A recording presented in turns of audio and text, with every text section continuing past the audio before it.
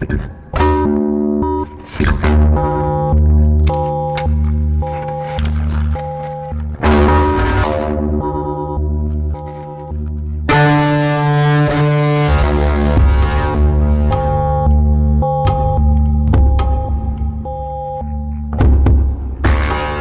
Culture, une émission proposée par l'association Maison de la Culture du Havre et présentée par Isabelle Royer.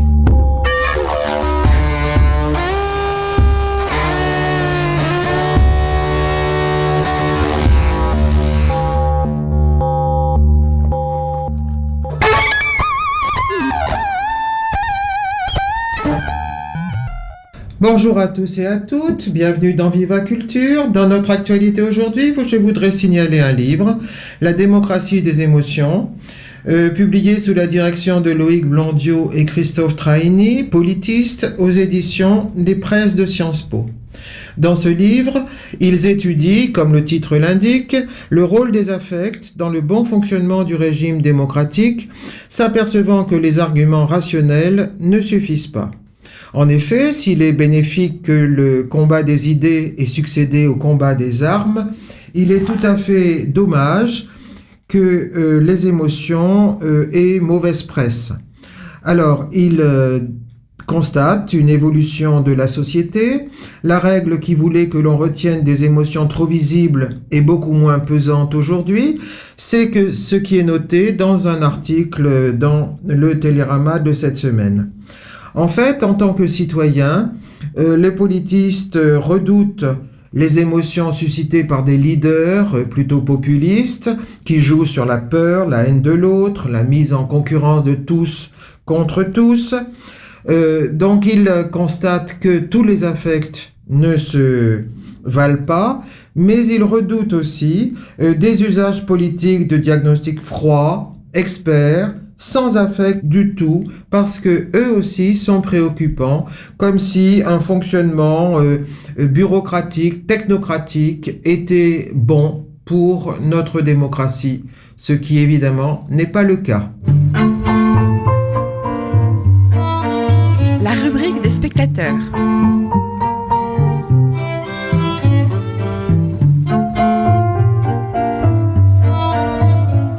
Bonjour et bienvenue dans la rubrique du 10 juin. On s'est quitté le 27 mai avec l'annonce de notre grande conversation aux archives, le 31 mai, sur l'écriture de l'histoire. Ah là là, quelle histoire en effet, c'était bien vu, il y en avait pour tous les goûts. Alphonse Saladin, sculpteur, artiste et génial modernisateur du musée des Beaux-Arts du Havre, l'histoire de la Maison de la Culture du Havre, le traitement scientifique et exigeant du passé havrais par les auteurs des presses universitaires, Sonia Anton, Aline Lemonnier, Serge Renaud, et enfin la présence forte de Jeanne d'Arc, dépoussiérée par le romancier Michel Bernard, qui a éclipsé Claude Monet, oublié à la dernière minute. Portée par la présence de Thierry Vincent, François Bessières et Michel Bernard, cette soirée sur l'histoire m'a fait penser, à moi qui l'animais, à ces salons littéraires du XVIIIe siècle où se réunissaient des penseurs et des écrivains ayant le goût de la conversation qui suscite l'émulation de l'esprit et de la hardiesse intellectuelle. Et comme ces salons se tenaient chez des femmes cultivées, j'ai pensé avec plaisir que si notre époque s'évertue à donner aux femmes toute la place qu'elles méritent dans la vie culturelle, le XVIIIe siècle reconnaissait sans problème leur supériorité et leur valeur. Bien sûr, on dira, c'était des aristocrates, la duchesse du Maine, la marquise de Lambert, madame du Défend, mademoiselle de Lespinasse, mais pas seulement, elles régnaient sans partage sur la vie culturelle et littéraire. De quoi nous faire rêver aujourd'hui. Où sont les femmes, chantait Patrick Juvet en 1977. Télérama, lui aussi, s'inquiète cette semaine du peu de place qu'elles occupent au Festival d'Avignon version 2018. Faut-il instaurer des quotas pour arriver à 50-50 alors que la part des spectacles mis en scène par des femmes n'a progressé que timidement, passant de 29 à 34% en 5 ans. Mais l'art ne fait pas bon ménage avec la froideur mathématique, alors les quotas. Heureusement, les femmes, héritières des pionnières du XVIIIe, occupent une place de choix en littérature. Et la directrice de Folio, Anna Sous, affirme que les hommes ne représentent que 10% des millions d'acheteurs de L'Amie prodigieuse, le phénomène d'édition d'Elena Ferrante. C'est que les femmes sont de grandes lectrices de romans quand elles n'en sont pas les héroïnes ou les auteurs. C'est leur revanche sur Flaubert qui voulait montrer que l'excès des lectures romantiques d'Emma Bovary l'avait perdu, mais il avait des comptes à régler avec les femmes ou avec le romantisme. Bien sûr, il y a toujours des esprits chagrins pour établir une hiérarchie entre les bons romans qu'on peut lire et les autres, c'est vrai, mais quoi qu'il en soit, le choix est vaste. D'ailleurs, le prix des lectrices de Elle vient de récompenser un récit. Le récit étonnant d'une femme, Delphine Minouy, Les passeurs de livres de Daraya. Dans une Syrie déchirée par la guerre, des jeunes garçons sauvent des livres des décombres pour constituer une bibliothèque clandestine. C'est un bel hommage d'une femme à la puissance de la lecture sous toutes ses facettes. Des essais, des romans sur l'économie, la philosophie ou l'histoire. Et nos invités du 31 mai ont touché le public, grand amateur d'histoire avec une majuscule. Et dans cette belle salle des archives, on a été ému par l'artiste Alphonse Saladin, qui a tout fait pour sauver les toiles du musée des bombardements, un peu comme ces jeunes gens en Syrie qui sauvaient les livres. On a été intrigué par l'étude originale menée par Aline Lemonnier sur l'histoire des maisons du Havre, séduit aussi par la promenade littéraire de Sonia Anton. Et quand Michel Bernard a raconté avec passion les traces laissées par Jeanne d'Arc sur les documents d'archives avec son prénom Jeanne, on a vu dans le tremblement de sa signature maladroite l'émotion de la jeune fille perdue devant ses bourreaux. Elle signait, sans le savoir, le début de l'histoire de sa vie reprise maintes et maintes fois. Alors lisez, l'été arrive, juillet bientôt, le temps de lire, de flâner, à Paris, sur les quais, devant l'étalage d'un bouquiniste peut-être. Parce que, comme Vincent Delerme le chantait en 2004, sur les 4e de couverture, nous cherchons tous la même aventure. Alors à bientôt, au 24 juin. 23 juillet, Paris s'éteint, et sur le quai des Grands Augustins, nous tournons les pages à l'improviste devant l'étalage d'un bouquiniste. Je ne vous connais pas, je vous frôle, là sur le quai, épaule contre épaule, nous jetons en même temps un œil sur les 4e de couverture. Une biographie de Signoret, voilà le genre de choses qui vous plaît. Un storyboard de Fellini, le genre de truc qui vous fait lever la nuit. Je vous devine à Jean Lépin, un presse-pocket entre les mains. Emportez-vous à Maison Lafitte, ce Boris Vian en 10-18. Je connais bien votre poignet, je connais vos mains, votre bracelet, j'aime la manière dont vous reposez, Tristan Corbière sur le côté. Qu'allez-vous donc penser de moi si j'attrape en rayon les années Platini? Finalement je préfère me rabattre sur la NRF de 54. 300 pages sur la guerre d'Espagne, le genre de choses qui nous éloignent. Un vieux sans paix en livre de poche, le genre de truc qui nous rapproche. Guide du routard du Sri Lanka, Dieu soit loué, on ne se connaît pas. Hitchcock, Truffaut, les entretiens, nous avons tant de choses en commun.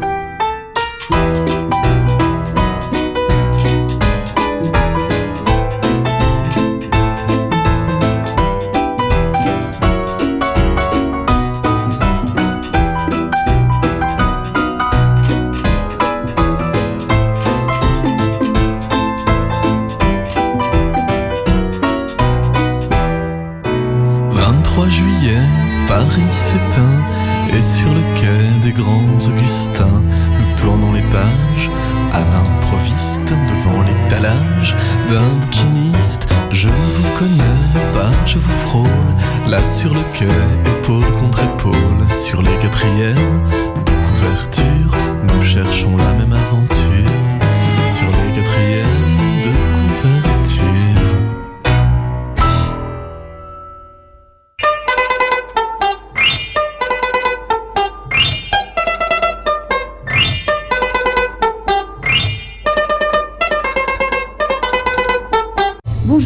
Aujourd'hui, nous sommes au Café Inc. en compagnie d'Auguste. Pouvez-vous vous présenter ? Bonjour, je m'appelle Auguste, j'ai 41 ans, j'ai créé le Café Inc. il y a 3 ans.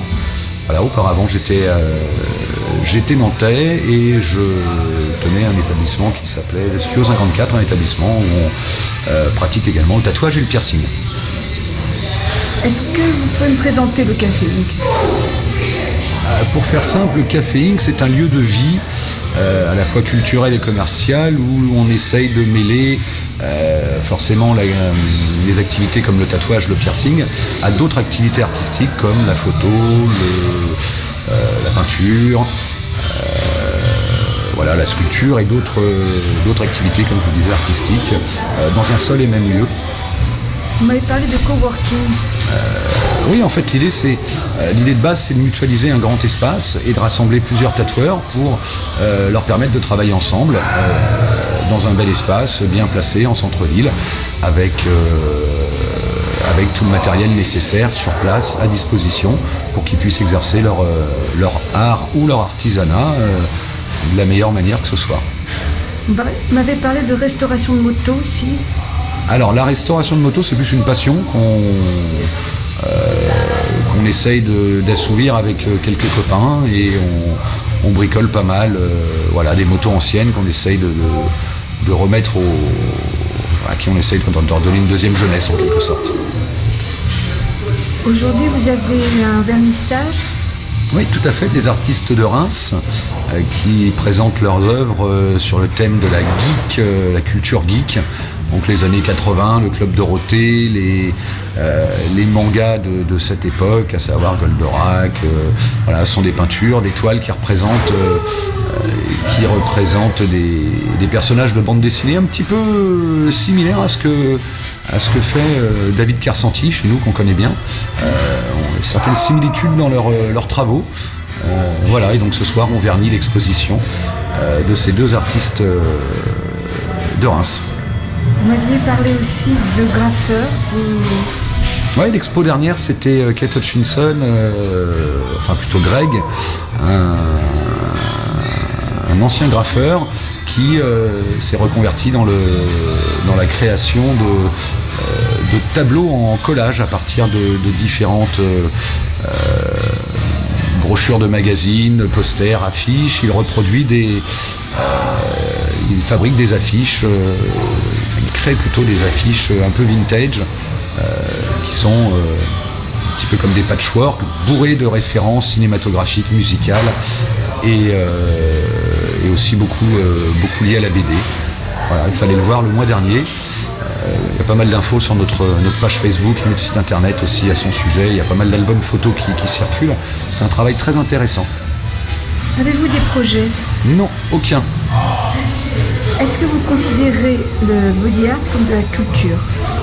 Le body art de la culture, non. Je dirais non, c'est pas de la culture. De l'art, peut-être. De l'artisanat, peut-être également aussi.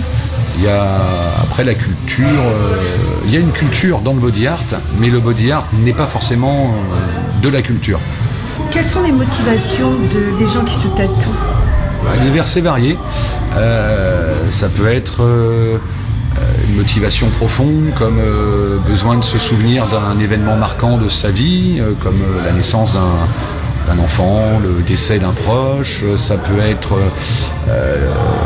plus souvent des façons de marquer des épisodes de sa vie, comme des rencontres. Voilà, il y a une notion de vouloir s'approprier son corps et de le décorer avec des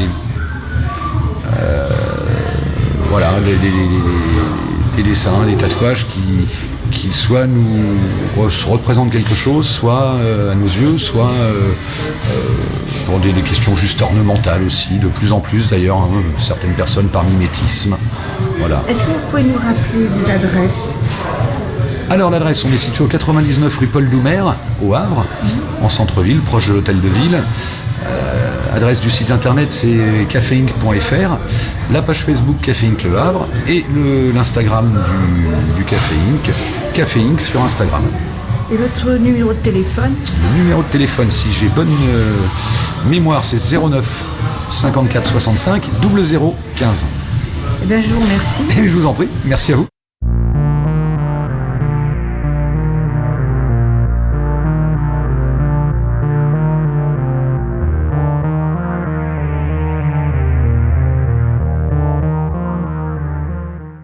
Dix minutes chronique.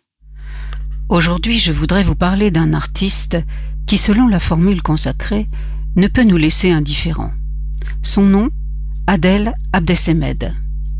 La plupart d'entre nous connaissent un des travaux d'Adel Abdessemed sans connaître son nom. C'est la sculpture monumentale qui a été exposée en 2013 sur le parvis du Centre Pompidou, intitulée « Coup de tête de Zidane », qui représente l'instant stupéfiant et célèbre où Zinedine Zidane s'est retourné contre Materazzi pendant la finale de la Coupe du Monde de 2006. Cette installation, à l'occasion d'une rétrospective de l'œuvre d'Abdessemed, avait donné lieu à quelques remous, passablement critiqués par la presse culturelle et sportive en particulier. Des cadres du football français avaient demandé à Zidane qu'il fasse déboulonner la sculpture, parce qu'elle nuisait à son image. L'artiste, de son côté, avait déclaré alors qu'il avait voulu montrer le côté sombre du héros, le goût de destin inéluctable et l'immédiateté retentissante d'un geste. Depuis, les choses se sont aplanies. Coup de tête de Zidane est installé à Avignon, dans la cour de l'hôtel de Caumont, centre d'art contemporain, et Zidane a gardé son image de grand sportif et plus. Abdessemed a acquis au cours des années la réputation de produire des œuvres de violence. Pas plus tard que le 31 mai dernier, un article qui lui était consacré titrait « La violente poésie d'Adel Abdessemed ». Mais c'est quoi la violence d'une œuvre, et dirigée vers qui, et pourquoi ?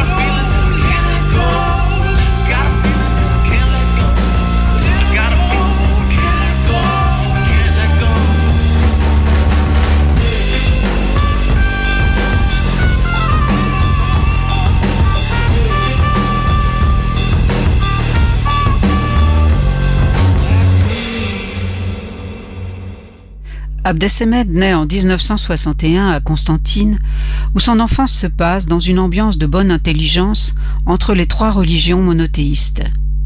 Il commence ses études d'art à Batna, puis à Alger. Bientôt commence la vague d'actes terroristes qui plonge le pays dans la guerre civile pendant une décennie. Il a 20 ans. En 1994, il quitte l'Algérie après l'assassinat du directeur de son école, lui-même menacé, et vient poursuivre ses études en France à l'École des Beaux-Arts de Lyon. Il participe à plusieurs biennales internationales puis expose à New York. Le 11 septembre, il assiste à l'effondrement des tours jumelles. Peut-on lui reprocher de voir et de représenter la violence ? Il la connaît si bien pour l'avoir rencontrée tant de fois.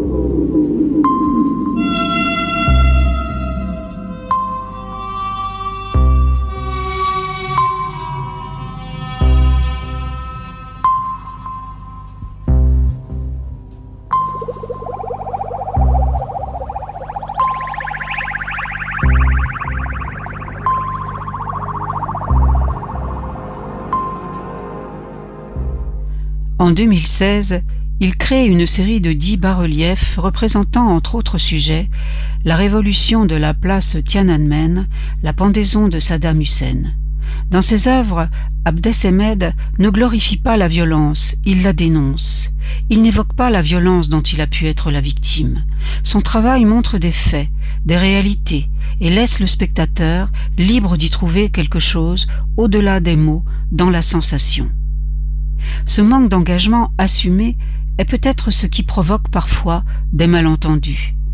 Une de ses dernières expositions montrait une vidéo intitulée « Printemps ». Projetée simultanément sur 3 écrans, elle dure 19 secondes en boucle. Sur un mur en briques, une rangée de poulets, pendus par les pattes et alignés, prenait feu. Le son d'une volière affolée envahissait l'espace de l'exposition. Un visiteur a alerté les associations animales sur Twitter et immédiatement les réseaux sociaux se sont enflammés à leur tour. La vidéo postée sur Twitter a été partagée plus de 20 000 fois et visionnée par des centaines de milliers de personnes. Et alors, qu'arriva-t-il ? Adel Abdessemed a préféré retirer sa vidéo de l'exposition. Et pourtant, rien de tout cela n'aurait dû arriver, rien de cette polémique et de cet acharnement contre Abdessemed, qui est un fervent défenseur de la cause animale et qui, avec cette vidéo, symbolisait les atrocités commises par le feu. Les bûchers, les explosions, les bombardements au napalm. L'embrasement des poulets était un trucage réalisé par une équipe de techniciens d'effets spéciaux pour le cinéma. Voici ce qu'a dit à ce propos Thierry Raspail, historien d'art, dans un communiqué.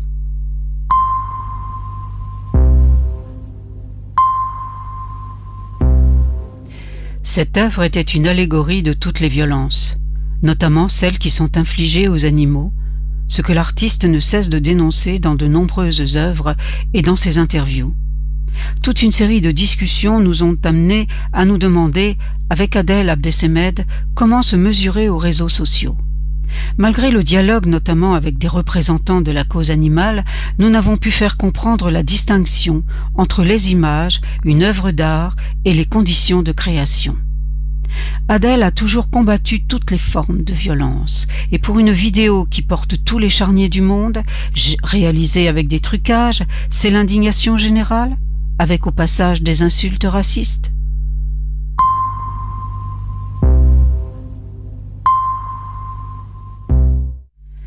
Sans même évoquer la liberté de la représentation artistique, on peut légitimement se poser la question : où est ici la violence ? Je me garde d'y répondre, ne pouvant avoir une conversation avec vous à ce propos, ne voulant pas ajouter la violence à la violence en usant d'arguments à sens unique.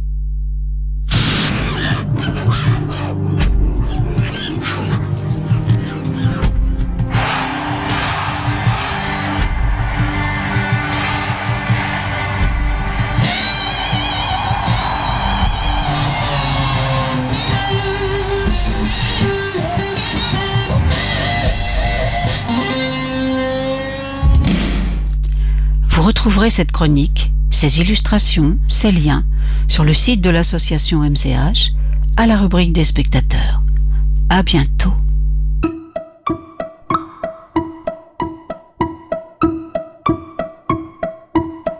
Pour commencer, je laisse la parole à Bruno Lerède, qui est le metteur en scène de la compagnie Traitement de Texte. Il va nous présenter son prochain spectacle, Le Porteur d'Histoire. Bruno, à vous. Merci, bonjour à tous. Donc je vous invite à venir découvrir cette pièce, Le Porteur d'Histoire, qui se jouera samedi 16 juin à 20h30 à l'espace Sarah Bernard à Sainte-Adresse. C'est une pièce d'Alexis Michalik. C'est la première pièce d'Alexis Michalik, qui est un jeune auteur qui a été plusieurs fois récompensé, notamment par des Molières. Et cette pièce raconte la quête à travers l'histoire d'un homme qui cherche un trésor. Et ce trésor va nous emmener dans des lieux très différents, des espaces très différents. Nous jouons cette pièce avec 9 comédiens qui jouent en tout 40 personnages, donc avec une volonté rythmique et de dynamique forte pour changer, pour passer d'un personnage à l'autre. C'est un voyage dans le temps.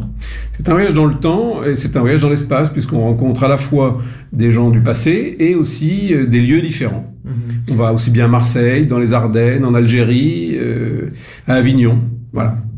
Je crois qu'il faut quand même ajouter aussi que vos acteurs sont bien formés. Oui, tout à fait. Oui, parce que ça pourrait faire peur quand même au public, Non, se dire changer de personnage comme ça. Non, ils sont très bien formés et tout à fait rodés à l'exercice. Voilà. Ils ont même fait des stages Ils ont fait des stages spécifiquement pour justement progresser dans la création et la construction de personnages. Voilà, donc c'est intéressant. Oui, venez. Voilà. Oui, on ira voir ça, effectivement. Puis on découvrira votre mise en scène. Ça marche. Voilà, merci beaucoup. Merci. La deuxième annonce est celle du Voyage de Lila, un film réalisé par une Colombienne qui passe au Sirius les mercredis, samedis et dimanches. Alors, c'est un film d'animation pour enfants. Les dessins sont très jolis, à la manière du douanier Rousseau, et l'histoire surtout est très intéressante, aussi bien pour les adultes que pour les petits, enfin les petits à partir de 6 ans, puisqu'elle met en jeu les problèmes de mémoire et d'oubli, les souvenirs d'enfance, les mauvais comme les bons, avec des représentations de l'oubli absolument fantastiques, un désert, des fours où l'on jette les mauvais souvenirs, alors qu'on devrait peut-être les traverser pour éviter d'être vraiment malheureux. Et c'est un film très très beau, allez le voir. Voilà, bonne semaine, bon dimanche, à bientôt.